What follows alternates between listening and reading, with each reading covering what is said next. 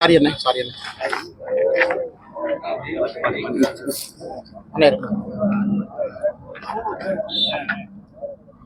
Okay அண்ணா, நம்முடைய உள்துறை அமைச்சர் அமித்ஷா அவர்கள் இன்று ஒரு செய்தி நிறுவனத்துக்கு காலைல பேட்டி கொடுக்கும் பொழுது சில கருத்துக்களை முன் வச்சாங்க. அதை பத்தி நீங்க கேள்வி கேட்டிருக்கீங்கன்னா இன்னும் கொஞ்சம் விலாவரியா பேசுவாங்கண்ணா.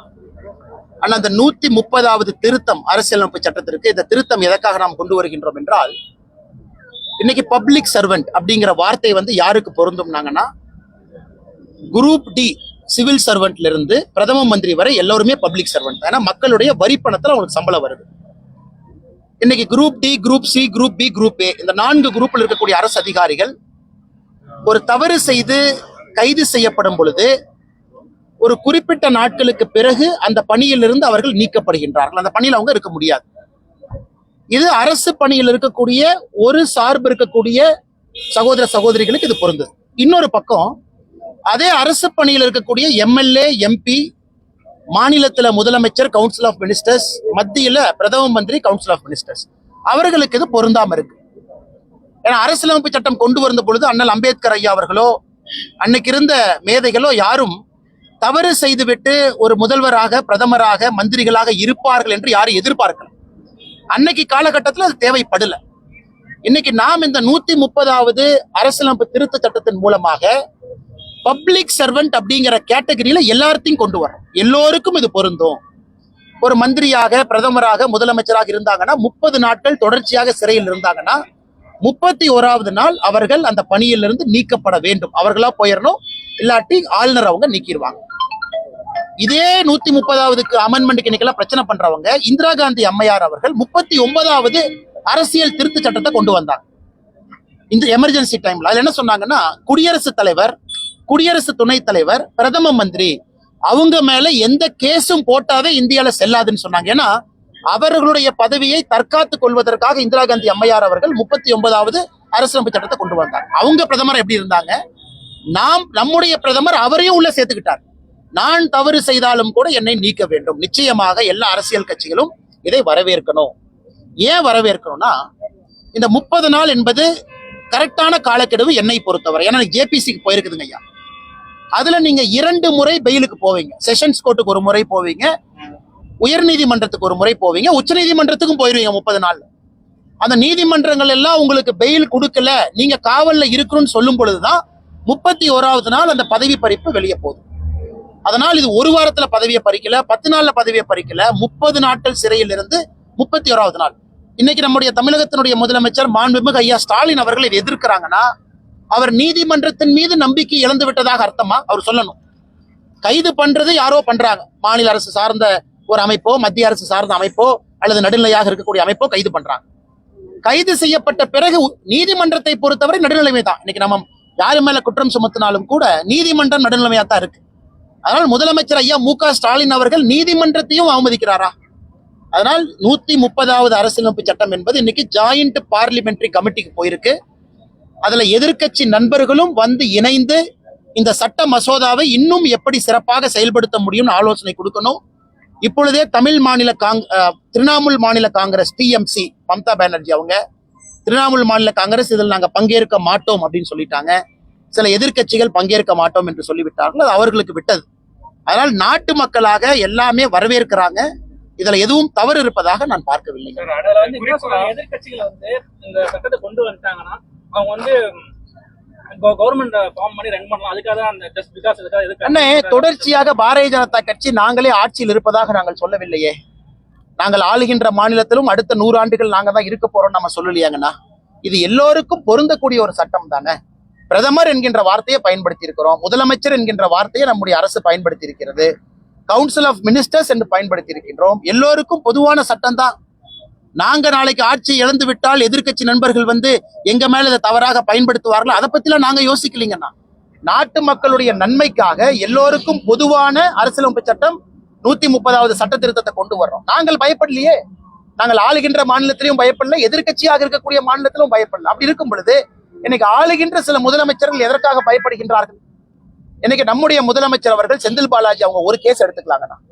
சிறையில கண்டினியூடஸ் மினிஸ்டர் யாரு சொல்லி நீக்கினாங்க? உச்ச நீதிமன்றம் என்ன சொன்னாங்க?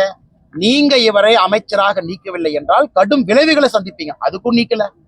21 நாள்ல நீக்கலினா பிரச்சனை வரும். அதன் பிறகுதான் நீக்கினாங்க. அதனால இன்னைக்கு உச்சநீதிமன்றமே சில அமைச்சர்கள் விஷயத்துல ஜெயிலில் இருந்து சில மனிதர்கள் அமைச்சர்களாக ஆபீஸ் ஃபைல் எல்லாம் பாக்குறாங்க. இது டெல்லியில் நடந்துச்சு. அமித்ஷாஜி அவர்கள் பாராளுமன்றத்துல குற்றம் சாட்டி இருக்கிறாங்க. அரவிந்த் கெஜ்ரிவால் அவங்க விஷயத்துல டெல்லியில் நடந்துச்சு. அதனால இன்னைக்கு மாண்புமிகு நம்முடைய முதலமைச்சரோ வேறு ஒரு முதலமைச்சரோ குற்றம் சாட்டுறாங்கன்னா அது தவறான குற்றச்சாட்டு மட்டும்தான். இது பொதுப்படையாக எல்லோருக்கும் பொருந்தும். நாங்க இன்னைக்கு ஆளுங்கட்சியா இருக்கிறோம், அதனால தைரியமா கொண்டு வர்றோம், அதெல்லாம் இல்லை. யார் இருந்தாலும் எல்லோருக்கும் பொருந்த வேண்டும் என்றுதான் இதை கொண்டு வந்திருக்கிறோம். சார், அப்புறம் இந்த திமுக என்ன பண்றாங்கன்னா, அமித்ஷா அவர்கள் கலந்து கொண்ட நிகழ்ச்சியில கூட்டம் இல்ல, சரியான கூட்டம் இல்லைன்னு அந்த ஐடி மூலமா வீடியோ போட்டு பரப்புறாங்க. ஆனா நேற்று திருநெல்வேலியில நடந்த கூட்டம் என்பது பொதுக்கூட்டம் இல்லைங்கண்ணா, அது பூத். அதனாலதான் நான் மேடையில பார்த்தோம், மீடியா நண்பர்கள் கூட திருநெல்வேலியில் அடைக்கப்படவில்லை, மீடியா நண்பர்கள் கூட இல்ல. அதை உள்துறை அமைச்சர் சொன்னாங்க, அடுத்த முறை மீடியா எல்லாம் இருக்கணும் எல்லா கூட்டத்துக்கும். ஸோ நாம் என்ன யோசிச்சோம், நம்ம தலைவர்கள் என்ன யோசிச்சாங்கன்னா, இது பூத் கமிட்டி கூட்டம் மட்டும்தான், உள்ளரங்குல வைக்க வேண்டிய கூட்டம். இது வர்றவங்களுக்கு சேர் போட்டோம், அவ்வளவு பெரிய உள்ளரங்கு இல்லாதனால பொதுவெளியில வச்சிருக்கோம். இது பாரதிய ஜனதா கட்சியில அழைக்கப்பட்டவர்கள் மட்டும்தான் வரணும். இந்த பூத்து, இந்த சட்டமன்றம், அவங்க வரலைன்னா அந்த சேர் எம்டியா தான் போகும். அதனால இது பொதுக்கூட்டம் கிடையாது, இது பூத் கமிட்டி முகவர்கள் கூட்டம். தலைவர்களுக்கும் பூத் கமிட்டி உறுப்பினர்கள் தான். சில பேர் வீடியோல காட்டினீங்க, வயசான ஒரு அம்மா வந்தாங்க, அவங்க வந்தாங்க, இவங்க வந்தாங்க எல்லாம் காட்டினீங்க. ஆனா இவ்வளவு பெரிய கூட்டம் நடக்கும்போது 50 பேரோ 100 பேரோ தவறி வரலாம், தப்பு தவறி வரலாங்கண்ணா. எங்களுடைய நோக்கம் என்னன்னா 99.95% பூத்துல வேலை பார்க்கக்கூடிய காரியகர்த்தர்கள் வரணும். ஏன்னா பெரிய பெரிய தலைவர்களே பாத்தீங்கன்னா முன்னிருக்கையில தான் அமர்ந்திருந்தாங்க, மேல அமர வைக்கல. நம்முடைய பொதுச் செயலாளர்கள் பாதி பேர் முன்னிருக்கையில தான் இருந்தாங்க, கட்சியினுடைய மூத்த தலைவர்கள் முன்னிருக்கையில் இருந்தாங்க. அந்த பகுதியினுடைய தலைவர்கள் தான் மேடையின் மீது இருந்தாங்க. அதனால இது அமித்ஷாஜி அவர்களுக்கும் தெரியும். அண்ணர் நயினார் நாகேந்திரன் அவர்கள், எங்களுடைய மாநில தலைவர், அமைப்பு பொதுச் செயலாளர் எல்லாருமே பூத் கமிட்டிக்காக இந்த கூட்டத்தை வச்சிருக்கிறாங்க. அதனால் இதுல ஏதோ ஒரு போட்டோ எடுத்து காலி இருக்கையை காமிச்சாங்க, இதை காமிச்சாங்க, அது என்னை பொறுத்தவரை தேவையில்லாத விவாதம். காரணம் இது பொதுமக்களுக்கான கூட்டம் இல்லை. குறிப்பா சார், சிபிஎம் மாநில செயலாளர் சண்முகம் என்ன சொல்லியிருக்கிறாருன்னா, எங்க கட்சி அலுவலகங்கள் காதல் திருமணங்கள் செய்யறதுக்கான அலுவலகமா பயன்படுத்திக்கலாம், ஏன்னா ஆணவ கொலை இப்படியெல்லாம் அறிவிச்சிருக்கிறாங்க. இதை எப்படி பார்க்க வேண்டியது இருக்கு?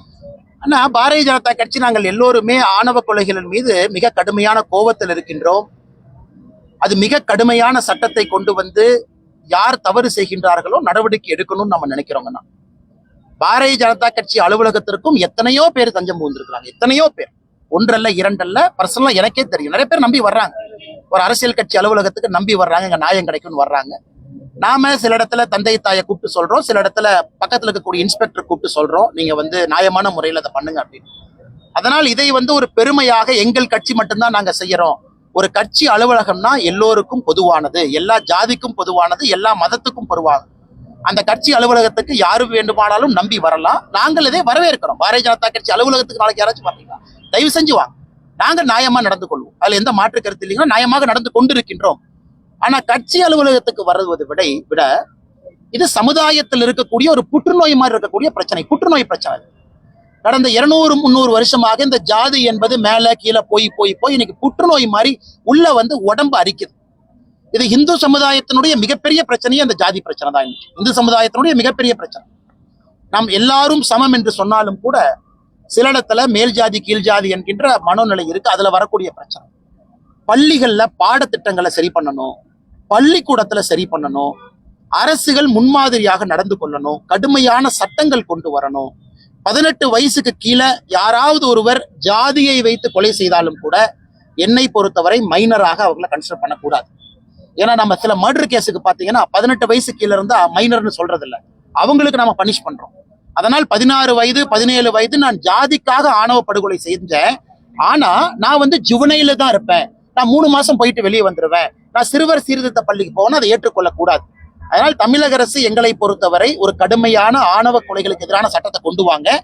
அதுல இந்த 18 வயசு 16 17 இந்த வயசையும் கூட மைனர் மேஜர் என்கின்ற வரைமுறையை தகுடுபொடியாக்கி அவர்களையும் மேஜரா கொண்டு வந்தா மட்டும்தான். ஏன்னா ஜாதி வன்மம் இன்னைக்கு 16 17 வயசுல நான் பாக்குறேன். நான் பள்ளிக்கூடத்துல ஒரு மாதிரி கயிறு கட்டிட்டு போறாங்க, அங்க பாக்குறோம். பள்ளிக்கூடத்துல அருவாள் கலாச்சாரத்தை பாக்குறோம், பள்ளிக்கூடத்துல ஜாதியை வச்சு குரூப் ஃபார்ம் பண்றாங்க. இது எல்லாம் கூட இன்னைக்கு நாம திராவிட மாடல் ஆட்சி, திராவிட ஆட்சின்னு சொல்றோம். ஜாதியை ஒழிப்பதற்காக திராவிட மூவ்மெண்ட் வந்துச்சுன்னு சொல்றோம். அப்ப 2025 இந்த பிரச்சனை இருக்குன்னா அது தோற்று விட்டதாகத்தானுங்க அர்த்தம். அதனால் பாரதிய ஜனதா கட்சி நாங்கள் உறுதியாக இருக்கின்றோம். அரசு முதல் காலை எடுத்து வைத்து கடுமையான சட்டத்தை கொண்டு வரணும். புதுக்கோட்டையில டிவிகே பிரசிடென்ட் விஜய் சொல்லியிருக்காங்க. அதே மாதிரி 2026 வந்து திமுகவுக்கும் டிவிகேக்கு மட்டும்தான் போராட்டம், பாமகக்கு மட்டும் சாரி போட்டின்னு சொல்லியிருக்காரு. அப்புறம் விஜய் அவங்க சொல்லினா அப்புறம் விஜய் நீங்க மதிக்க மாட்டீங்களா?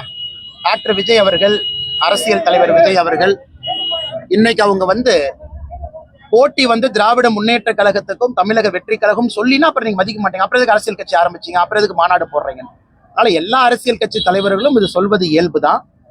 மக்களுக்கு தெரியும் இன்னைக்கு போட்டி என்பது தேசிய ஜனநாயக கூட்டணி 2026 ஹரியானைக்கு ஆட்சிக்கு வருவதற்கு தயாராகி விட்டது மக்கள் மனசுல. என்னை பொறுத்தவரை இன்னும் வாக்குப்பெட்டியில மக்கள் எல்லாம் ஓட்டு போட்டு அந்த எண்ணிக்கை முடிந்து அதிகாரப்பூர்வமாக மக்கள் சொல்லணும். மக்களுடைய மனதுல தேசிய ஜனநாயக கூட்டணி வந்துருச்சு. அதனால விஜய் அவர்கள் கடுமையா முயற்சி செய்யட்டும். அவருக்கு என்னுடைய வாழ்த்துக்கள். நல்ல சண்டை நல்லதுதாங்கண்ணா. எல்லாரும் சண்டை போடணும், மக்கள் முன்னாடி போய் நிக்கணும், நல்ல தலைவர்களை மக்கள் தேர்ந்தெடுக்கணும். அவருடைய கட்சி வளர்ச்சிக்காக சகோதரர் விஜய் அவங்க சொல்றாங்க, சொல்வதில் தவறு ஒண்ணும் இல்லை. அவங்க கட்சி அதுக்கு தாங்க நடத்துறாங்க. 2வது 3வது வருவதற்காக கட்சி நடத்துறாங்க. புதுக்கோட்டையில பதக்கம் வாங்காம டிஆர்பி ராஜா உங்கள்கிட்ட மறுத்தது அந்த வீடியோ வைரல் ஆகி டிஆர்பி ராஜாவோட நீங்க பதக்கம் வாங்கும்போது அதை வாங்காம கையில வாங்கி ஒரு வீடியோ சோசியல் மீடியா. ஆனா அது ஒண்ணும் இல்லைங்கன்னா, அந்த தம்பி நல்லா இருக்கணும், எங்க இருந்தாலும் கூட சிறப்பா இருக்கணும். நான் பார்த்தேன். அது அவருடைய இஷ்டம். அவர் யாரு கையில பதக்கம் வாங்கணும், யாரு கையில பதக்கம் வாங்கக்கூடாது என்பது ஒரு மனிதருடைய இயல்பு. என்னை பொறுத்தவரை டிஆர்பி ராஜா அவருடைய மகன் எங்கிருந்தாலும் கூட சிறப்பா இருக்கணும், இந்த துறையில சாதனை பண்ணணும், ஒரு பெரிய மனிதரா வளரணும் என்று நான் மனதார வாழ்த்துகின்றேன். அது என் கையில பதக்கம் வாங்க மறுத்துட்டாரு, இன்னொருத்தர் கையில வாங்கினா எனக்கு அது முக்கியம் இல்லைங்கன்னா, நல்ல மனிதரா வரணும். அது மட்டும் தான் என்னுடைய. குறிப்பா சில முன்னாள் அமைச்சர்கள், சட்டமன்ற உறுப்பினர்கள் அதிமுக என்ன பேசுறாங்கன்னா, அண்ணாமலையே எடப்பாடி பழனிசாமியை முதல்வராக பேசிட்டாரு, இதுவே நம்ம வலிமையா இருக்கிறதுக்கான ஒரு எடுத்துக்காட்டு அப்படின்லாம் கூட மதுரையில ராஜன் சிலப்பா அவங்க பேசுறாங்க. கட்சி அண்ணாமலையே சொல்லிட்டாங்க அப்படின்னு இல்லைங்கன்னா, இதுல என்னன்னா அண்ணாமலையே இந்த கட்சியினுடைய ஒரு தொண்டனுங்கண்ணா. இந்த அண்ணாமலை எப்பொழுதும் உணர்கின்ற ஒரு மனிதன் இந்த கட்சியில தொண்டனாக இருப்பது எனக்கு ஒரு பெருமைங்கண்ணா. மற்ற எல்லா பதவிகளும் கட்சி கொடுப்பது. இந்த கட்சியில எங்களுக்குள்ள 1008 விஷயங்கள் இருந்தாலும், இந்த பாதையில போலாம், இப்படி போலாம், 2026 இப்படி போலாம், 2031 அப்படி போலாம், எங்களுக்குள்ள கருத்து வேறுபாடுகள் இருந்தாலும் கூட தலைவர்கள் ஒருங்கிணைந்து 2026 இப்படித்தான் நம்ம போறோம். தேசிய ஜனநாயக கூட்டணியினுடைய முதலமைச்சர் வேட்பாளர் திரு எடப்பாடி பழனிசாமி அவர்கள் என்று சென்னை பிரஸ் மீட் அதுல தெளிவாக சொன்னோம். அதன் பிறகு அதன்படி நடந்து கொள்வது இந்த கட்சியினுடைய ஒரு தொண்டனுக்கும் அழகு. அதைத்தான் நான் செய்யறேன். எனக்கு மாறுபட்ட கருத்துக்கள் இருந்தாலும் ஒரு தொண்டனாக இந்த கட்சியில் நான் வேலை செய்யும் பொழுது கட்சியினுடைய கருத்து எனக்கு வேத வாக்கு. அன்னைக்கு அந்த பூத் கமிட்டியில அவர்களுக்கு நான் சொல்லணும், இந்த கட்சியினுடைய ஒரு தலைவராக இத்தனை பேர் வந்திருக்கீங்க, கடுமையா உழைக்கிறீங்க. யாருக்காக உழைக்கிறீங்க? 68,000 பூத்துல ஒரு தலைவர், 12 துணை தலைவர்கள், 13 பேரை நீங்க எடுத்துக்கிட்டீங்கன்னா 68,000 பூத்து கணக்கு போடுங்க, 10 லட்சம் பேர். அவங்களுக்கு ஒரு கிளாரிட்டி இருக்கணும். தேசிய ஜனநாயக கூட்டணி எதுக்கு இருக்கு, நம்முடைய முதலமைச்சர் வேட்பாளர் யார், எதற்காக நான் கீழே வேலை செய்யணும், அந்த கிளாரிட்டியை கொடுக்க வேண்டியது தலைவர்களுடைய பொறுப்பு. அதைத்தான் நான் செய்து கொண்டிருக்கின்றேன். அதனால் இதுல விருப்பு வெறுப்பு ஒண்ணு இல்லைங்கன்னா, எங்களுடைய பாரத பிரதமர் நரேந்திர மோடி அவர்கள் முடிவு செஞ்சுட்டாங்க. பல விஷயத்தை கேட்டு முடிவு பண்ணியிருக்காங்க. உள்துறை அமைச்சர் அமித்ஷாஜி அவர்கள் அறிவிச்சிட்டாங்க. எங்களுடைய தேசிய தலைவர் திரு நட்டா அவர்கள் இதுதான் சொல்லிட்டாங்க. அதன் பிறகு பாரதிய ஜனதா கட்சியினுடைய இலக்கணம் என்னவென்றால் ஒரு அணியாக திரண்டு நிற்போம். அதே போல எனக்கு முழு நம்பிக்கை இருக்கு. அதிமுக தொண்டர்களும் தலைவர்களும் பாரதிய ஜனதா கட்சியை ஒரு மாற்றாந்தாய் கட்சியா பார்க்க மாட்டாங்கிற நம்பிக்கை எனக்கு இருக்கு. நாங்க உயிரை கொடுத்து எங்களுடைய தலைவர்கள் சொன்ன பிறகு நாங்க உயிரை கொடுத்து தேசிய ஜனநாயக கூட்டணி ஜெயிக்கணும். அதுல முதலமைச்சர் வேட்பாளராக இருக்கக்கூடிய எடப்பாடி பழனிசாமி அண்ணன் அவர்கள் ஜெயிச்சு முதலமைச்சர் ஆகணும் அப்படின்னு எப்படி உயிரை கொடுத்து நாங்க உழைக்க போறோமோ அதை நீங்க பார்க்கத்தான் போறீங்க. அதே போல அனைத்து இந்திய அண்ணா திராவிட முன்னேற்ற கழகத்தினுடைய வலிமை மிகுந்த தொண்டர்களும் தலைவர்களும் பாரதிய ஜனதா கட்சி எங்க நிக்குதோ அவர்களையும் நம்ம ஜெயிக்க வைக்கணும். அதுதான் பரஸ்பரம் ஒரு அண்ணன் தம்பிக்கான மரியாதை, அக்கா தங்கச்சிக்கான மரியாதை. பாரதிய ஜனதா கட்சி இங்க நிக்குதா, அங்க நிக்குதா, நிறைய நிக்குதா, கம்மியா நிக்குதா, அது தலைவர்கள் முடிவு செஞ்சுக்குவாங்க. எப்படி நாங்கள் உயிரை கொடுத்து எங்களுடைய கூட்டணி கட்சியில் இருக்கக்கூடிய அதிமுகவை ஜெயிக்க வைக்க போறோமோ அதே போல அதிமுகவினுடைய தலைவர்கள் தொண்டர்கள் பாரதிய ஜனதா கட்சியை ஜெயிக்க வைப்பாங்க, நம்பிக்கை இருக்குது. இன்னைக்கு நாங்கள் அதை செய்ய போகின்றோம். எல்லோரும் இணைந்து மாற்றாந்தாய் இவங்க வேற நாம வேறன்னு பார்க்காம இது முழு கை. இதுல பலமா யார் இருக்கும், பலம் இல்லாம யார் இருக்கோங்கிற முக்கியம் கிடையாதுங்க. முதலமைச்சராக அமர வைக்கணும்னா எல்லாரும் ஜெயிச்சா தான் முதலமைச்சரா வரணும். அத்தனை இடத்திலும் ஒரு வலிமையான போட்டி இருக்கக்கூடிய சூழ்நிலையில எல்லா இடத்திலும் 234 தொகுதியிலும் நம்முடைய வேட்பாளர்கள் ஜெயிச்சா தான் அண்ணன் எடப்பாடி பழனிசாமி அவர்களை முதலமைச்சர் நாட்கள் அமர வைக்க முடியும். அதனால அனைத்து இந்திய அண்ணா திராவிட முன்னேற்ற கழகத்தினுடைய தலைவர்கள் சில பேர் சொன்னீங்க, மரியாதைக்குரிய தலைவர்கள் தொண்டர்கள் எல்லாம் பாரதிய ஜனதா கட்சியுடைய வெற்றிக்கும் அந்த களத்துல கடுமையாக பாடுபடுவார்கள் என்கின்ற முழு நம்பிக்கை எனக்கு இருக்கு. அண்ணாமலை அன்பு தொகுதி உறுப்பினர் நீங்க எது நினைப்பீங்க? எங்க வேணாலும் நிக்கலாங்கண்ணா. மதுரை கிழக்கு, மதுரை மேற்கு, மதுரை எல்லாம் அப்படிங்கிறாங்க. நமக்கு அப்படி இல்லைன்னா கூட ஏதோ ஒரு தொகுதி மக்களுடைய அன்பு, மக்களுடைய மனசில் நம்ம இருக்கத்தான் போறோம். அது நம்முடைய கட்சியும் எல்லாம் சேர்ந்து முடிவு பண்ண போறாங்க. சொல்ற இடத்துல நிக்க போறோங்கண்ணா. அல்லது நிக்க வேண்டாம், எலெக்ஷன் வேலை செய்யணும், அதையும் செய்ய போறோம். இல்ல எலெக்ஷனுக்கு இந்த வேலை செய்யணும், அதையும் செய்ய போறோம். என்னை பொறுத்தவரை நான் ஏற்கனவே சொல்லிட்டேன் பாருங்க, நான் தொண்டன். 2026 கட்சி சொல்வதை செய்வது மட்டும் என் வேலை. நான் இன்னைக்கு ஸ்டேஜ்ல பேசினேன் பாருங்கண்ணா. அதாவது ஒரு தலைவனாக வர வேண்டும் என்றால் அந்த தலைவனுக்கு தொண்டனாக எப்படி இருக்க வேண்டும் என்கின்ற பக்குவம் வேணும். தொண்டனாகவும் நான் இருக்கணும்னு ஆசை. அதே நேரத்தில் அந்த கட்சி தலைவர் என்கின்ற பொறுப்பை கொடுத்திருக்கு. அந்த பொறுப்புக்கு மரியாதை தகுந்தாற்போல் நான் நடந்து கொள்ள வேண்டும் என்பதும் என்னுடைய கடமை. இரண்டையும் நான் செய்யணும். அண்ணாமலை அன்பு கூட்டம் தொடங்கப்பட்டது, அது நோக்கம் என்ன சார்? பல பேர் தொடங்குறாங்கன்னா என்னன்னா புதுசா ஆரம்பிக்கிறாங்க. எல்லோருக்கும் நான் வேண்டிக் கொள்வது என்னன்னா, அண்ணே எல்லோருக்கும் சொல்றது அந்த கையில பெச்சை குத்தாதீங்க, அது நம்ம கட்சி கலாச்சாரம் இல்லை. ஒரு தலைவனை அடையாளப்படுத்தாதீங்க, நம்ம கட்சி கலாச்சாரம் இல்லை. நாம் எல்லோருமே ஒரு அன்பின் இலக்கணமா இருக்கும். டெல்லியிலிருந்து ஒருத்தவங்க, அண்ணே நாங்க டெல்லியில் இருக்கக்கூடிய தமிழர்களுக்கு நாங்கள் ஒருங்கிணைந்து செயல்பட விரும்புகின்றோம், இந்த மாதிரி ஏதோ ஆரம்பிக்கிறோம். நாங்க எங்கேயும் பேர் போடாதீங்க, போட்டோ போடாதீங்க, சமூக இயக்கமா நீங்க உங்க அம்மா பேரில் நடத்துங்க. அதை கேட்டும் சில பேர் போட்டோ போடுறாங்க, பேர் போடுறாங்க. எதாக இருந்தாலும் கூட நல்லதுக்காக இருக்கட்டும். நம்மனால கட்சிக்கோ ஒரு பொதுமக்களுக்கோ கெட்டது நடந்துருச்சுன்னு வர வேண்டாம். அதனால் யாரு எங்கே ஆரம்பித்தாலும் நல்லது செய்யுங்க, மக்களுக்கு நல்லது நடக்கும். Madam madam